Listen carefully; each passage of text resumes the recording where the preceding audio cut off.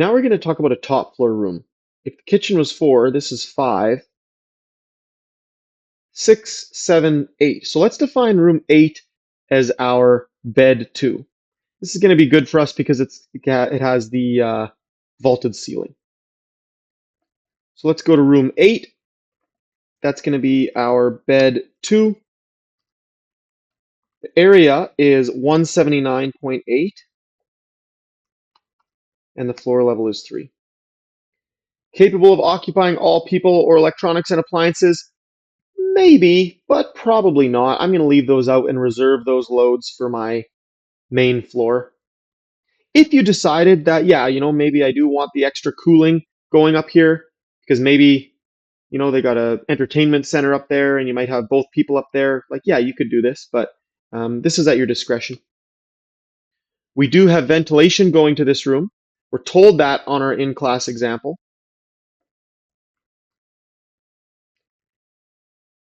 Bedroom 2 gets 15 CFM, so I would take 15 here. This actually tells me that I have an error. Dedicated ventilation ductwork not defined. That's good for me to know.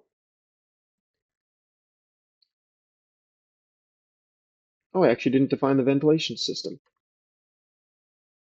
HRV, dedicated ductwork, 20.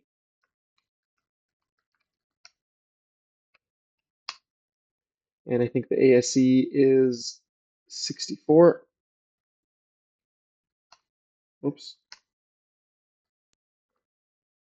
Now, I'll just let you know here, we only ever enter ventilation amounts in the room if we know the flow rate of ventilation air going to the room.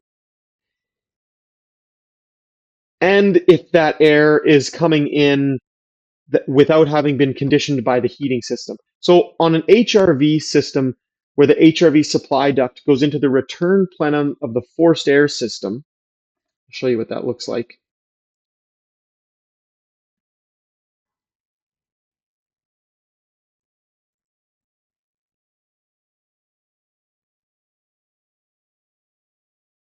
So this is what we call a partially dedicated HRV, meaning exhaust air comes through dedicated ductwork, which it always does in every type of HRV, but the supply air just goes here. One supply duct from the HRV into the forced air system return plenum. It goes through the air handler and gets conditioned. That's the important part. It gets conditioned by the air handler. Then it goes to the rooms. Because it's already been conditioned, it's not introducing an additional load to the room. This is a fully dedicated HRV, meaning even the supply ductwork goes directly to the rooms. So in this situation, yes, the supply air has been partially conditioned in this heat exchanger here, but it's not up to room temperature yet. It's not quite there unless this was like a perfectly sealed 100% efficient HRV, which none of them are. So because of this, in this situation here, we would enter in the airflow amounts going to each room from the ventilation system. Okay, let's define our walls. In this example, we got 7 feet on the right. So I'm just typing lengths right now to get myself in order. Facing down, we have 5.2, 5.9, and 0.9 equals 5.2 plus 5.9 plus 0.9. I'm just adding up all the lengths of the wall segments facing down. I have a lower right diagonal, which is 2.8.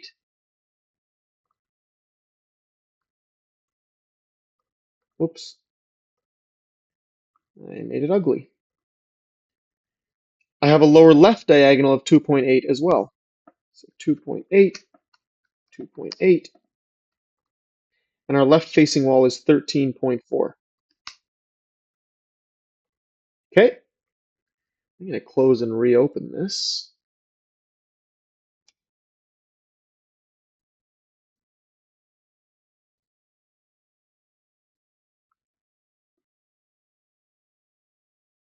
Okay, back to our example here.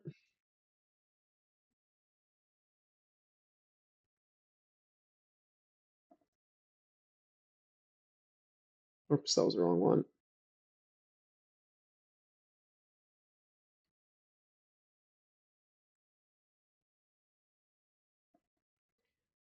So although we don't have technically an exposed length up here on the top facing walls, we do have a bunch of walls. So we can actually just define these attic walls all as one thing. So let's actually define a top facing wall. We know it's actually going to be ID 2, right? Because if I click IDs, I know that my attic wall is ID number 2. So ID 2, I don't need to define a length, but I should define the area, which is this wall here, 2.9 plus 4.2 plus 19.8.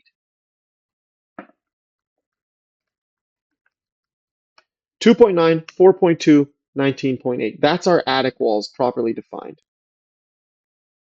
Our right and left wall are ID1. They're the usual.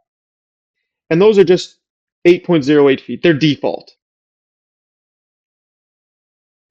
Now our bottom facing wall is actually going to have this triangle as well, right? If we look at this here, this triangle is facing the bottom of plan direction here.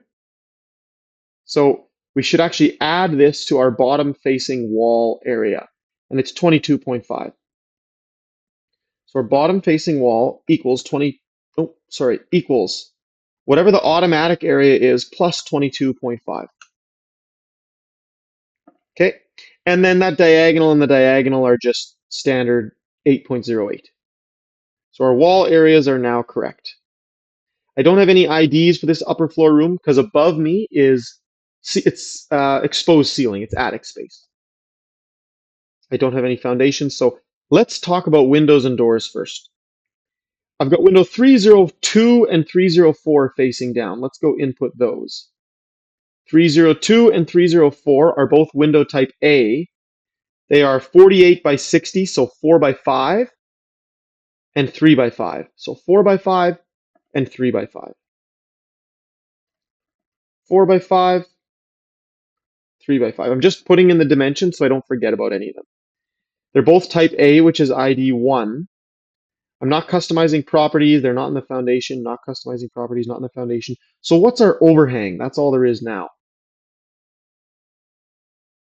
Right, so what's our overhang for all these 4 windows? Here we can see we have a measured overhang of 2.8 for window 304 and of 4.8 for window 302. So 2.8, 4.8.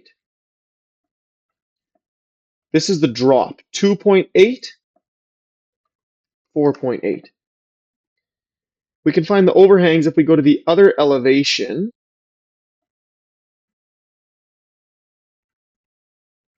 Actually, we can see the overhangs if we come here.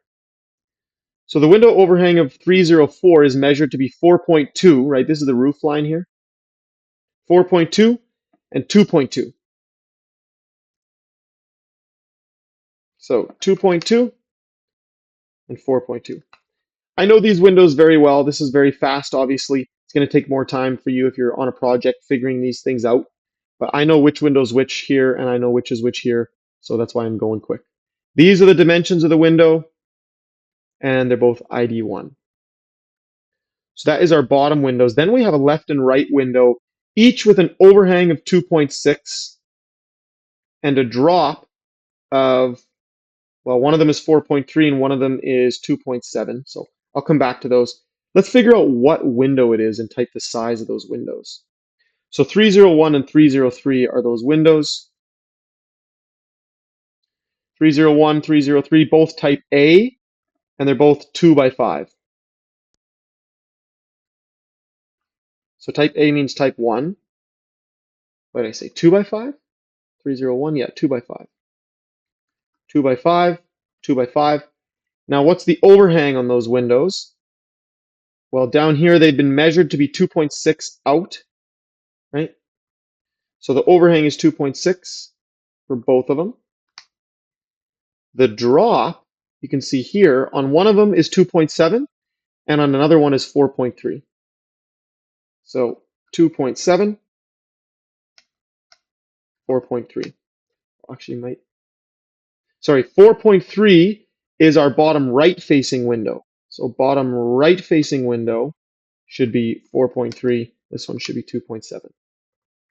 So that is our windows and walls. So we're done the vaulted ceiling, or sorry, we're done bedroom 2 walls. We're done the windows. All we have to do now is the vaulted ceiling. The full ceiling is vaulted, but this closet is not vaulted and this bump out is not vaulted. Remember, if we're standing in that bedroom looking out at the bump out, this is what we see. And if we're looking back at that vault end, this is what we see. So how do we define this? First, let's define the easy stuff, our non-vaulted ceiling. So we have 17 feet here, 15.7 feet here. So I'm going to go equals 17 plus 15.7. I think that was right. 15.7, 17. Our non-vaulted ceiling is ceiling ID 1. I can confirm that if I go IDs. Ceiling ID 1 is R1, 58.03.